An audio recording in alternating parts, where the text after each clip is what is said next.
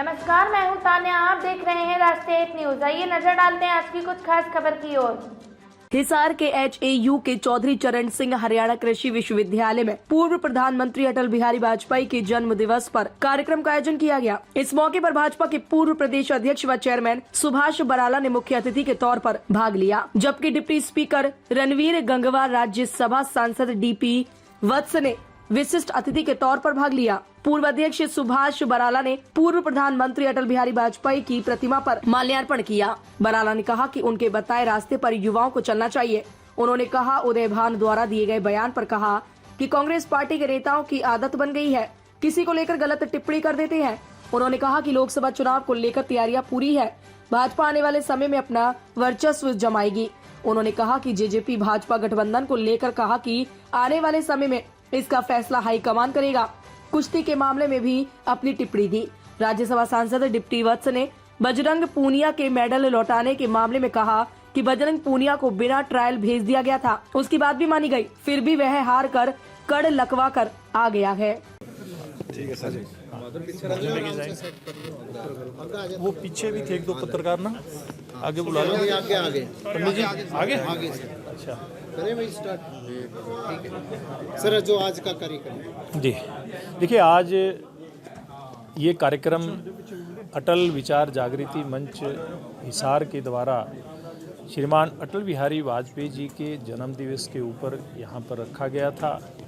और मेरा सौभाग्य है कि इस प्रकार का जो एक अलग ही प्रकार का कार्यक्रम, इस कार्यक्रम का आयोजन यहाँ पे हुआ और मुझे इसका हिस्सा बन करके अटल जी की याद में, अटल जी की स्मृति में बहुत सारे वक्ताओं ने अपने व्यक्तिगत उद्गार भी प्रस्तुत किए। अटल जी की कविताओं के ऊपर भी उन्होंने अपनी बात रखी। अटल जी की कविताओं का प्रस्तुतिकरण भी हुआ और एक बड़ी अच्छी बात ये हुई कि हमारे हरियाणवी गायक रामकेश जी ने अटल जी की कविता को एक अलग ही स्वरूप में यहाँ पर प्रस्तुत किया। ऐसा कार्यक्रम यहाँ पर किया गया। इसके लिए मैं आपके माध्यम से सभी श्रोताओं और खास करके अटल जागृति मंच के अध्यक्ष राकेश बंसल जी, इनकी पूरी टीम का मैं धन्यवाद भी करता हूँ। सर, लोकसभा चुनाव को लेकर आगे किस तरह की तैयारी? देखिए, भारतीय जनता पार्टी हर चुनाव की हमेशा से बड़ी गंभीरता के साथ तैयारी करती है और उसी तैयारी के अंदर आज भारतीय जनता पार्टी का कार्यकर्ता लगा हुआ है। हर कार्यकर्ता अपने अपने काम पर लगा हुआ। आज भी जैसे बेशक यहाँ कार्यक्रम था तो भी हमारे बहुत सारे हमारे यहाँ पर जो कार्यकर्ता आए हैं, चाहे रणवीर गंगवा जी की बात करें, जोगीराम सिहाग जी की बात करें, मेयर गौतम सरदाना जी की बात करें, जिला अध्यक्ष जी की बात करें, ऐसे सब लोग किसी न किसी कार्यक्रम के अंदर जा कर के आए हैं। आज सब लोगों ने, चाहे वो सुशासन दिवस का कार्यक्रम है या फिर सशक्त भारत संकल्प यात्रा, एक मजबूत भारत, विकसित भारत संकल्प यात्रा, जिसको मोदी जी की गारंटी वाली गाड़ी की यात्रा भी कह रहे हैं, उस कार्यक्रम में हिस्सा लेकर के बहुत सारे लोग यहाँ पर पहुँचे। तो ये हमारी लोकसभा की तैयारियों का ही हिस्सा है। सर, आज जैसे जींद में कार्यक्रम था कांग्रेस पार्टी का, उदय भान जी ने एक बड़ी विवादित बात बोली है कि जैसे झुका हुआ जाट और टूटी हुई फाट किसी काम की नहीं होती।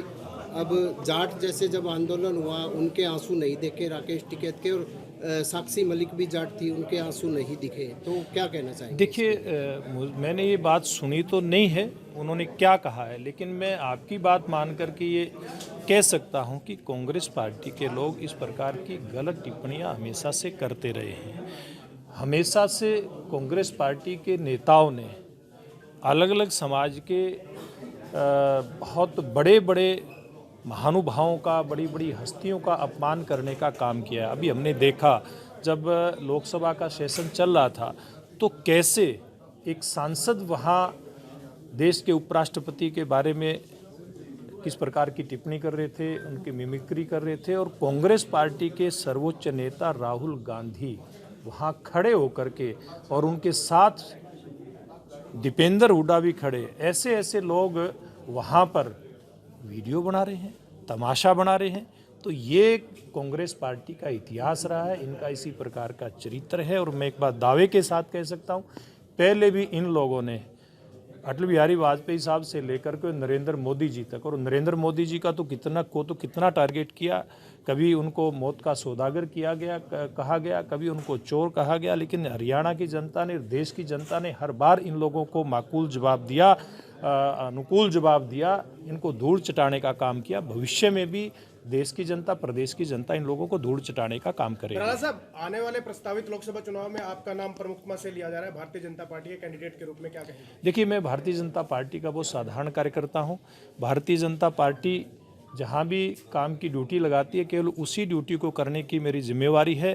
कौन कहाँ क्या लड़ेगा, क्या करेगा, ये काम भारतीय जनता पार्टी के नेतृत्व का है। हमारा काम तो पार्टी के लिए दरी बिछाने से लेकर के और कार्यक्रम करना, लोगों के बीच में केंद्र सरकार की, हरियाणा सरकार की उपलब्धियों को जन जन तक लेकर के जाने का काम है। वो काम मैं और हमारी पूरी टीम यहाँ पर बहुत अच्छे तरीके से कर रही है, जैसे हमारे कैप्टन भूपेंद्र जी के नेतृत्व में हमारे हिसार की टीम कर रही है। 5 नगर निगम के जो चुनाव है देरी से है और कांग्रेस है सवाल उठा रही है।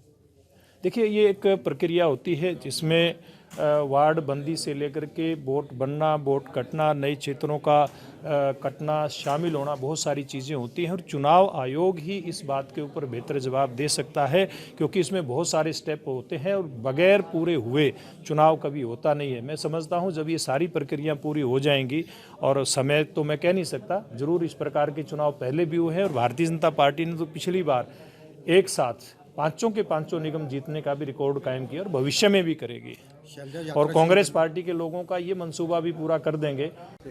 वत्स साहब, आज जो प्रोग्राम का आयोजन किया गया था वाजपेयी जी के जन्मदिन को लेकर, क्या कहेंगे? वाजपेयी सर्वमान्य अजात शत्रु थे, यानी उनका कोई भी दुश्मन नहीं था, बहुत फेयर इंसान थे।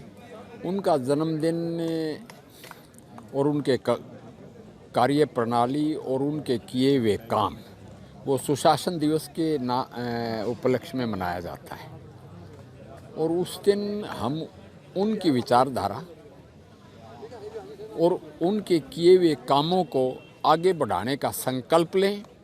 और हमने ये कहा कि हमारी पार्टी जो उनकी विचारधारा थी उसको आगे बढ़ा रही है। अगर बात की जाए कि लोकसभा चुनाव आ रहे हैं, कांग्रेस अपनी आक्रोश रैलियां कर रही है, वहीं जो कुमारी शैलजा पूरे लोकसभा क्षेत्र में दौरा कर रही है, आगे कह रहे हैं हम हमारे आगे एमपी बनाएंगे, तो कैसे देखते हैं? कांग्रेस देश की जो मेन स्ट्रीम है उससे अपनी गलतियों की वजह से आउट होगी। 370 में हमारी खिलाफत करना, 3 तलाक में हमारी खिलाफत करना, और उनके नेता जो हैं वो अपने 21 नंबर बनावें तो 30 डाउन कर लेते हैं अपने गलत फैसलों से। इसलिए कांग्रेस तो उनको पूरा अधिकार है ये कहने का कि हम गवर्नमेंट बनाएंगे और हम चुनाव तो लड़ेंगे। बाकी हालात ख़राब, मतलब उनकी हालत मुझे ख़राब ही लगती है। अब जैसे आप पार्टी भी पूरे प्रदेश भर में बदलाव यात्रा कर रही है, किस तरह का बदलाव करेंगे? वो कह रहे हैं हम बदलाव। आम आदमी पार्टी की हुकूमत है पंजाब में और दिल्ली में, जब तक वो हरियाणा का पानी SYL का नहीं देंगे, आम आदमी पार्टी का कोई वजूद नहीं होगा हरियाणा। आम आदमी पार्टी ने ऑल ओवर इन स्टेट्स में भी खड़े किए अपने कैंडिडेट्स, उनकी एक की भी जमानत नहीं बची। MP में बची न राजस्थान में बची, न छत्तीसगढ़ में बची। सर, जिस तरीके से अभी एक कुश्ती संघ का जो एक विवाद हुआ, उसमें अध्यक्ष भी चुने गए, उसे खारिज भी कर दिया गया, तो इस मामले को कैसे देखते हैं? खिलाड़ियों ने संन्यास भी ले लिया। कुश्ती संघ का चुनाव तो हुआ है, अब उस पर अनुराग ठाकुर ने कुछ और सस्पेंड वगैरह किया है, तो वो पूरी तरह मैंने पढ़ा नहीं है, इसलिए बगैर पूरी जानकारी। खिलाड़ियों द्वारा संन्यास लेने को लेकर क्या कहेंगे? साक्षी मलिक ने संन्यास लिया। मैंने कहा संन्यास तो खिलाड़ी लेते ही रहते हैं। अब बजरंग पूनिया को तो भेज भी दिया था, ये सिसाई वाला लड़के का नंबर काट के उसको भेजा। अब वहाँ कर लुआ के आ गया तो और के संन्यास नहीं ले तो और क्या करेगा।